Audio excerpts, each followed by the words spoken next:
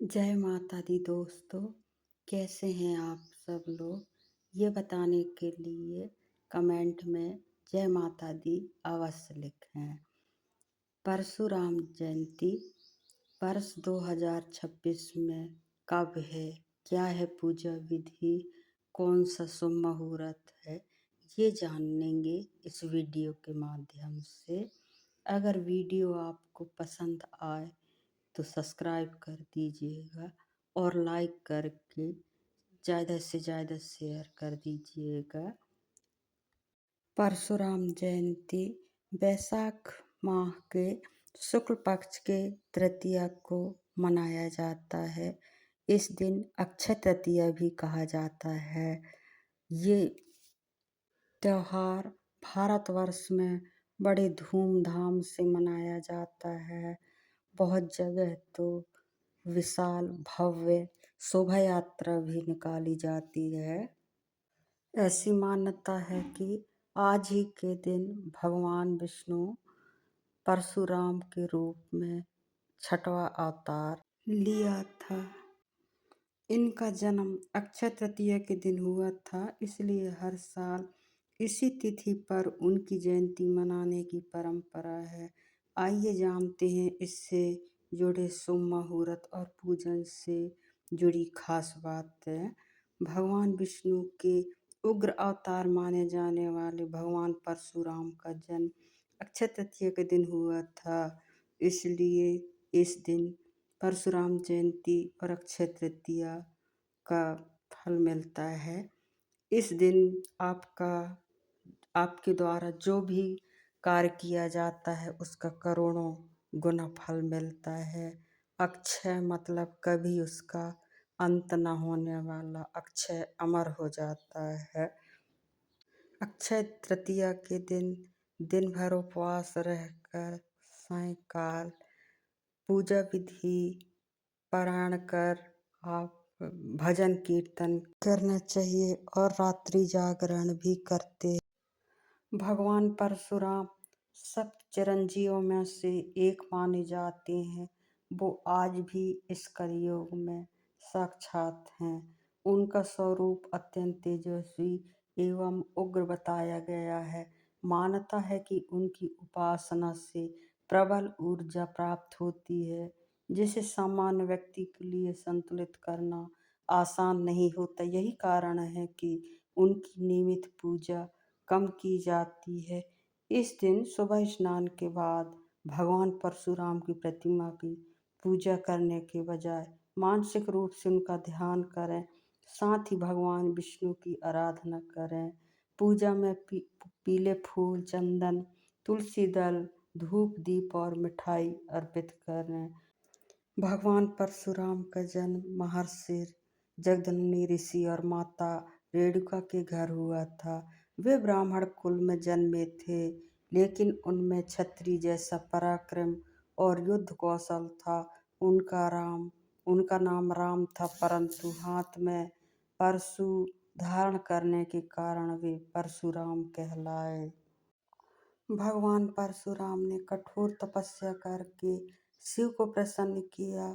भगवान शिव ने उन्हें एक दिव्य परशु फरसा और अजय शक्ति का वरदान दिया।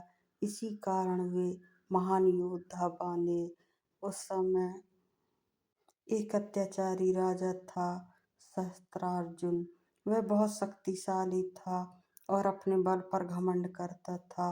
एक दिन वह महर्षि जगदम्नि ऋषि के आश्रम में आया और उनकी कामधेनु गाय को बलपूर्वक छीन लिया।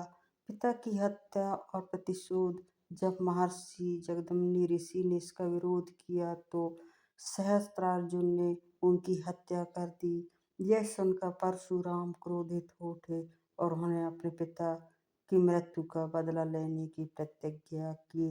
21 बार पृथ्वी को क्षत्रिय विहीन किया। परशुराम ने सहस्त्रार्जुन का वध किया और उसके बाद उन्होंने 21 बार पृथ्वी को अत्याचारी क्षत्रियों से मुक्त किया। उनका उद्देश्य केवल अधर्म और अन्याय का नाश करना था, न कि किसी जाति का विनाश। जब उन्होंने पृथ्वी को जीत लिया तो उसे महर्षि कश्यप को दान कर दिया और सोम पर्वत पर तपस्या करने चले गए। रामायण में परशुराम का उल्लेख आता है। जब राम ने शिव धनुष तोड़ा तब परशुराम क्रोधित होकर आए, लेकिन जब उन्होंने राम की दिव्यता को पहचाना तो उन्होंने अपना क्रोध त्याग दिया और उन्हें आशीर्वाद दिया। आइए अब जानते हैं परशुराम जयंती के शुभ मुहूर्त। वैशाख शुक्ल तृतीया तिथि आरंभ 19 अप्रैल सुबह 10:49 पे शुरू हो जाएगा और इसकी समाप्ति 20 अप्रैल सुबह 7:27 तक ही रहेगी। ऐसे में परशुराम जयंती 19 अप्रैल 2026 को ही मनाई जाएगी। पूजा का शुभ समय सुबह 7:29 से दोपहर 12:20 तक ही रहेगा। शाम का पूजन सुबह 6:49 से सुबह 10:57 तक रहेगा। बोलो भगवान परशुराम की जय। भगवान परशुराम की उपासना के लाभ। साहस और आत्मविश्वास में वृद्धि होती है। अन्याय के खिलाफ खड़े होने की शक्ति मिलती है। शत्रुओं पर विजय पाने की क्षमता बढ़ती है। कैरियर की चुनौती को पार करने में मदद मिलती है।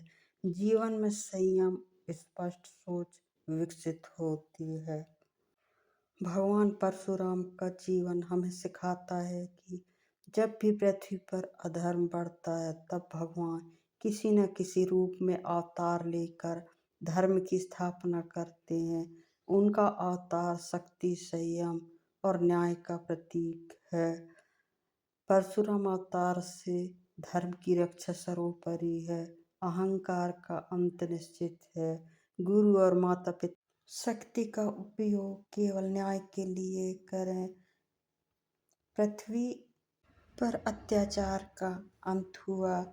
यह दिन इतना शुभ माना जाता है कि किसी भी नए कार्य की शुरुआत जैसे विवाह, गृह प्रवेश, व्यवसाय आरंभ या निवेश बिना किसी मुहूर्त के भी किया जा सकता है। इस दिन भगवान विष्णु और माता लक्ष्मी की विशेष पूजा की जाती है। यह दिन समृद्धि और सौभाग्य का प्रतीक माना जाता है।